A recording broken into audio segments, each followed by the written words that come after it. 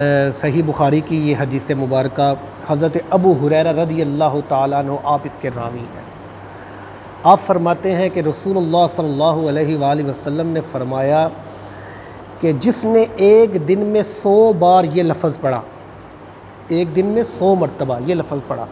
کیا لا الہ الا اللہ وحدہ لا شریک لہ لہ الملک ولہ الحمد وہو علی کل شیء قدیر۔ حضور نبی کریم نے فرمایا کہ جس نے یہ دن میں 100 مرتبہ پڑھا تو اللہ یہ کہا کہ اللہ کے سوا کوئی معبود نہیں، اس کا کوئی شریک نہیں، وہ بادشاہ ہے، اس کی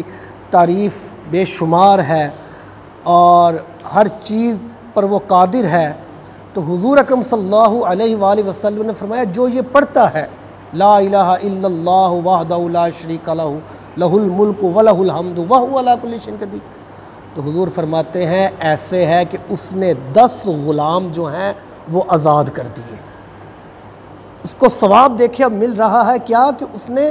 10 غلام جو ہیں وہ آزاد کر دیے، اس کے نامہ اعمال میں 100 نیکیاں لکھی جاتی ہیں، 100 اس کے گناہ مٹا دیے جاتے ہیں، اور وہ پھر سارا دن شیطان سے محفوظ رہتا ہے۔ ہم شیطان کے جو ہے سمجھیں اس کے جال میں پھنس جاتے ہیں، شیطان کے وسوسے میں آ جاتے ہیں، اس کی باتوں میں آ جاتے ہیں۔ ہم کہتے ہیں شیطان ہم پر غالب آ گیا تھا، شیطان کے بہکے میں ہم آ گئے، تو یہ عمل کرو، سارا دن میں 100 مرتبہ یہ پڑھ لو ہاں کلمہ۔ جب یہ تم پڑھو گے تو حضور اکرم صلی اللہ علیہ وآلہ وسلم پڑھتے فرماتے ہیں کہ سارا دن وہ بندہ شیطان سے محفوظ رہتا ہے۔ تو حضرات محترم یہ عمل کریں،